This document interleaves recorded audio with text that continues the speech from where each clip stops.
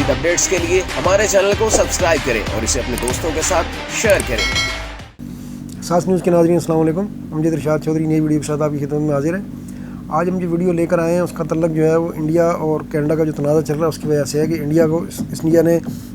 اب تک جو اقدامات کیے ہیں اس سے کینیڈا کو تو کوئی نقصان نہیں ہوا، لیکن انڈیا کو بہت نقصان ہوا ہے اور انڈین شہریوں کو بہت نقصان ہوا ہے۔ تو اب جو کینیڈا کی طرف سے کینیڈا کی امیگریشن کے محکمے کی طرف سے اعداد و شمار آئے ہیں، ان کا کہنا یہ ہے کہ جو انڈیا نے 41 کینیڈین سفارتکاروں کو ملک سے نکالا ہے، اس کے نتیجے میں انڈیا میں ویزوں کا جو بیک لاگ ہے ویزا درخواستوں کا وہ بہت بڑھتا جا رہا ہے۔ اس سال جو ہے کینیڈین امیگریشن کہتی ہے کہ جی اس سال ہمیں تقریباً 38 سے 40 ہزار درخواستوں کو پروسیس کرنا تھا، ان کا یہ ہدف تھا، لیکن اب شاید جو ہے وہ دسمبر تک محض 20 ہزار درخواستیں ہی پروسیس کی جا سکیں گی، اور اس میں بھی ان کو مسائل کا سامنا ہے، خاص طور پر جو ذاتی ہیئرنگ کے کیس ہیں وہ بھی نہیں ہو پا رہے۔ اس طرح جو ان درخواستوں پر تصدیق کا عمل ہے وہ بھی کافی سست ہو گیا ہے۔ تو اس سارے پروسیس سے جو ہے سب سے بڑا جو نقصان ہوا ہے وہ انڈین شہریوں کا ہوا ہے، اسٹوڈنٹس کا ہوا ہے جن کے ویزے پھنس رہے ہیں، اور اب ان کے جو ہے وہ کیسز کینیڈین امیگریشن وزارت کا کہنا ہے کہ پھنستے جا رہے ہیں، اور اگلے سال جب یعنی 2024 کا جنوری آنے والا ہے، تقریباً 2 ماہ باقی ہیں، تو کہہ رہے ہیں کہ تقریباً 20 ہزار کا بیک لاگ ہو سکتا ہے جو اس سال کی درخواستیں ہیں ان کے ساتھ وہ آگے جائیں گے، تقریباً ان کا یہ کہنا ہے۔ ابھی تک جو ان کا معاملہ تھا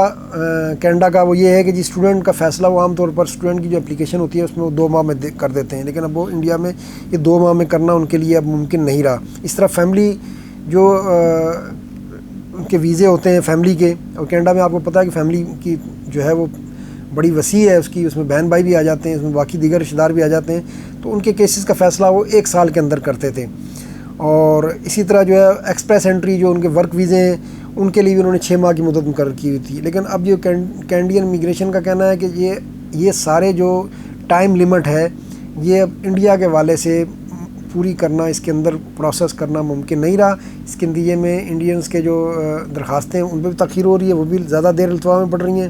اور جن کے پاسپورٹ جمع ہو جاتے ہیں اس پہ بھی پاسپورٹ میں بھی بہت وہ عمل تاخیر کا ہو رہا ہے۔ تو اس سے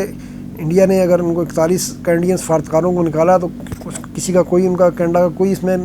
نقصان نہیں ہوا، انہوں نے اپنے شہریوں کا ہی نقصان کیا ہے، کیونکہ کینیڈینز نے تو انڈیا میں اتنے نہیں آنا کہ ان کو کوئی اس سے مسائل پیدا ہو جائیں، ان کے لیے تو پوری دنیا کھلی ہوئی ہے، لیکن انڈیا کے شہریوں نے تو وہاں جانا ہوتا تھا۔ تو یہ حکومتیں جو اس طرح کے فیصلے کرتی ہیں وہ یہ سوچے بغیر کرتی ہیں اپنی نا کے چکر میں کہ ہمارے شہریوں کے اس کے اوپر کیا اثرات ہوں گے، تو اب اس کے اثرات جو ہے انڈین شہریوں کو بھگتنے پڑیں گے، اور ان کی ویزا درخواستوں پر جو ہے وہ پروسیسنگ بہت کم ہوگی۔ ظاہر آپ 61-62 میں سے آپ 41 سفارتکاروں کو واپس بھیج دیں گے تو باقی 20-22 کا عملہ اتنا ہی کام کرے گا جتنا وہ کر سکتا ہے، آپ نے 1/3 تعداد تو کم کر دی ہے، تو اب فوری طور پر 20 ہزار تقریباً متاثر ہو گئے۔ البتہ کینیڈین وزارت امیگریشن کا یہ کہنا ہے کہ وہ کوشش یہ کریں گے کہ اگلے سال سے جو انڈینز کی جو درخواستیں آ رہی ہیں اگر وہ واپس نہیں آ پاتے تو ان کو دوسرے اسٹیشنوں پر جو ہے وہ پروسیس کیا جائے، کیونکہ درخواستیں ظاہر VFS گلوبل کے لیے جمع ہوتی ہیں، تو پھر وہ اس کو ہو سکتا ہے کہ آگے فلپائن میں یا 1-2 ملکوں کے نام سامنے آئے ہیں کہ وہاں پر جو ہے کینیڈین ہائی کمیشن کو بھیج دی جائیں اور وہ پروسیس کریں، لیکن اس میں بھی بہت زیادہ تاخیر ہوگی۔ تو آج کے لیے اتنا ہی، انشاءاللہ پھر ملیں گے، اللہ حافظ۔